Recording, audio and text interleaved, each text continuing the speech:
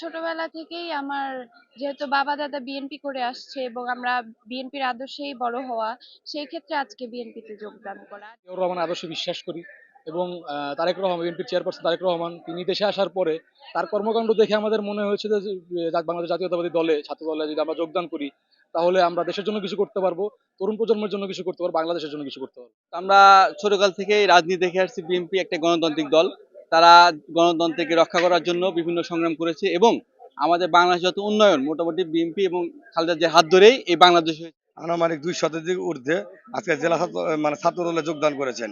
আপনারা ইতিমধ্যে জানেন যে আমাদের অভিভাবক ইকবাল হাসান টুকু জাতীয় স্থায়ী কমিটির সদস্য, তার সাথে পরামর্শক্রমেই আমরা এই আগামী দিনের যে তরুণ নেতৃত্ব, দেশনায়ক জনাব তারেক রহমান যে তরুণ নেতৃত্বের উপরে প্রাধান্য দিয়েছে, আমরা সেই ধারাবাহিকতায় আমরা বৈষম্য বিরোধী ছাত্র দলের আন্দোলনের নেতৃবৃন্দের সাথে কথা বলেছি।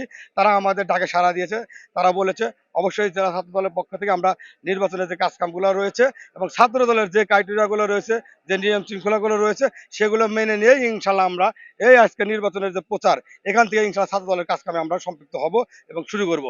জাতীয়তাবাদী দল যত সংস্কার হচ্ছে, জিয়াউর রহমান থেকে শুরু করে বেগম খালেদা শুরু করে তাদের হাতে হয়েছে এবং নতুন বাংলাদেশ গড়ার জন্য তারেক রহমান প্রস্তুত।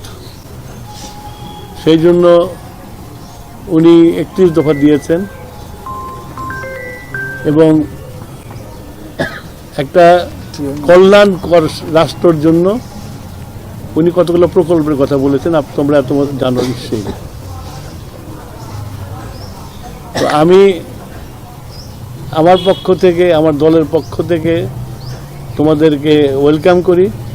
সুতরাং এই আন্দোলনে আমরা সবাই মিলে, ছাত্র জনতা মিলে হাসিনার পতন ঘটিয়ে, যারা বৈষম্য বিরোধী ছাত্র আন্দোলন করেছে, সংগ্রাম করেছে, যাদের সংগ্রামের কারণে আগামী 12ই ফেব্রুয়ারি জাতীয় সংসদ নির্বাচন হচ্ছে, সেই বৈষম্য বিরোধী ছাত্ররা যারা এনসিপিতে ছিল, প্রায় 200-র মতো ছাত্র আজকে জাতীয়তাবাদী ছাত্র দলে যোগদান করলেন শহীদ জিয়ার আদর্শে অনুপ্রাণিত হয়ে।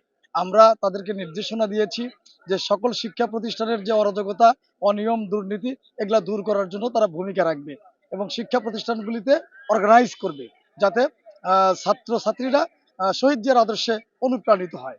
আর আগামী যে নির্বাচন, ধানের শীষের নির্বাচন, সকল আচরণবিধি মেনে ধানের শীষের পক্ষে নির্বাচন করার জন্য।